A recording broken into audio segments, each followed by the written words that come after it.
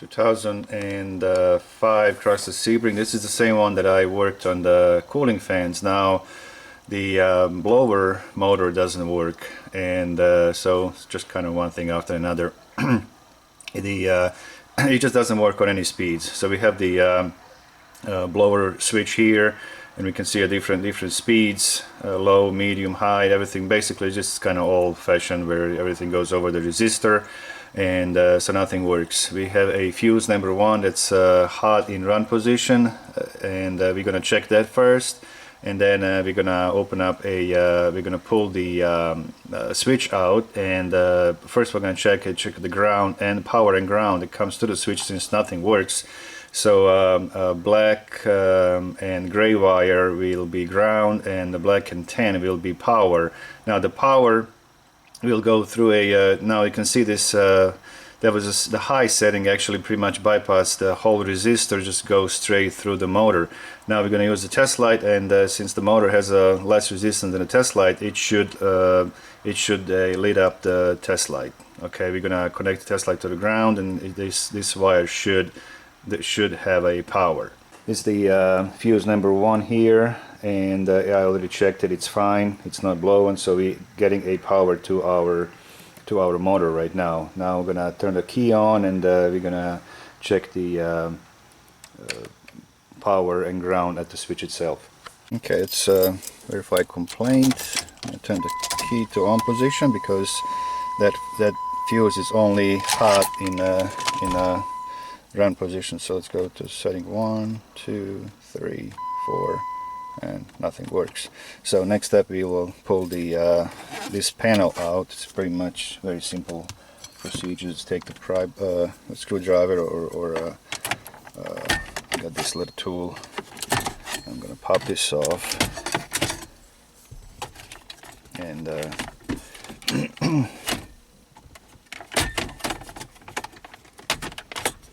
now I'm gonna disconnect this connector here. Alright, you just simply press this tab here and pull the connector out of the HVAC module. And anyhow, so now we're going to check the power and ground. Black and gray is ground, black and brown is a power. Now I'm going to use my test light. I have my extension here. It's already plugged into my battery. Got ground and the power. So first we're going to connect the test light to battery positive to check the ground. Okay, connect the battery positive. And now we're going to back probe the black and gray wire, which is this one here. And we can see we got a ground. Now I'm gonna switch to a ground to check the power. Okay, and I'm gonna check black and brown wire, and we got no power. Now as I said, the fuse is already okay, and the key is in on position, and we are not getting the feed from our fuse. We have an open somewhere. And so this is a very common problem on Sebrings and Intrepid's, and what's the Dodge Stratus, I believe it is. They'll have this kind of setup. And now if you don't know how to do all this, simply just go underneath your glove compartment here and look at this wire here. This is your connector that connects to your resistor. It's this guy here. This kind of, it's positioned right there. Let's see here. I gotta find it. It's this way. You can see it's already burnt. The connector is burnt, and actually both of the ground and power are actually damaged. So we'll have to cut these wires. I already have a connector. Got the new connector on it. I'm gonna replace a resistor, which is positioned. See that connector, that's where the resistor is, but I'm also going to replace the fan as well. Something else I noticed, this was supposed to be a 30 amp fuse, and it's actually 40 amp fuse in a fuse box, so we'll have to switch that. We're going to change that as well. So as I said, I already have a parts. Got it off of eBay, and we're going to fix this fan, resistor, harness, pigtail, and Came with all the looks pretty good actually. Fan and the resistor came together, and then this pigtail came separate from another seller. So alright, I'm gonna get all this replaced. It's pretty much the same simple, you know, it's just to follow your wiring, cut it, you know, connect it, and it shouldn't be that big of a deal. Since a aftermarket pigtail, it's not color coded, just to, you know, pay attention. Cut your wiring here and oriented your pigtail the way it should be. So go one by one wire and connect it together. It's always a good idea to replace the motor itself, because you never know, if you can't test the motor, it might be pulling too much current, and you know, that could be the reason why the wire got melted out.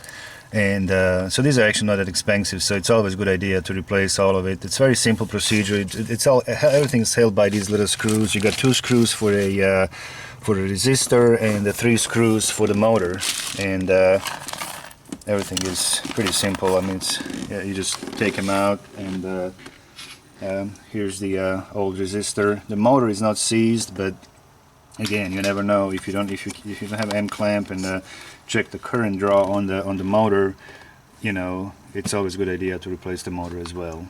Alright, so again, it's nothing to it. It's just cut your wires, follow your harness, don't cross the wires and stuff like that, so it should not be a problem at all. A little tip here, there are 2 brackets here, this one here and this one here, held by 8mm screws.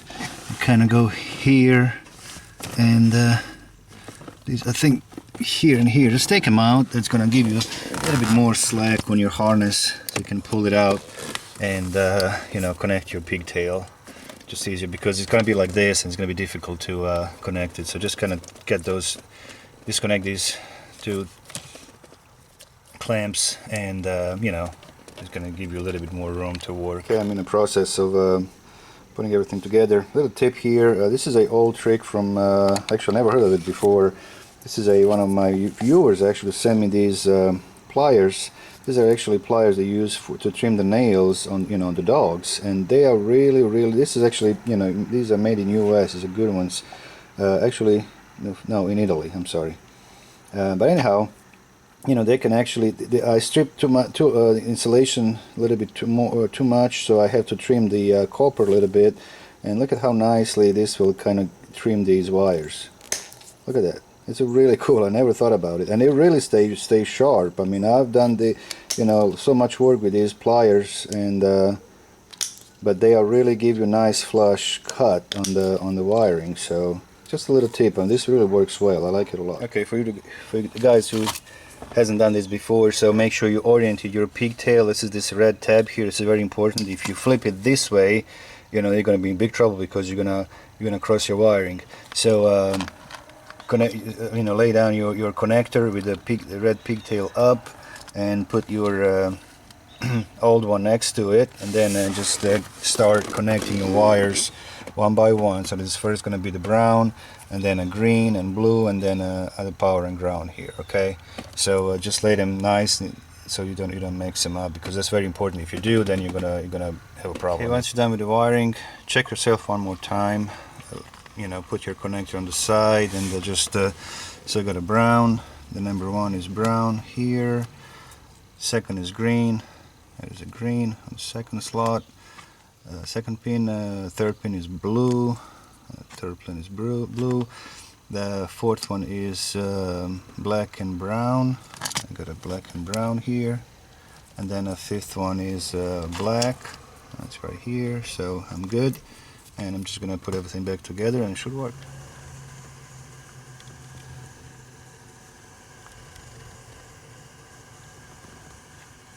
Okay, let's see if we got it fixed. So key on.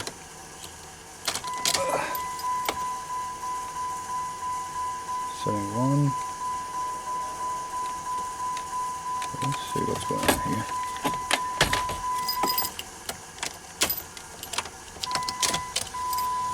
There you go. I didn't have a key all the way in.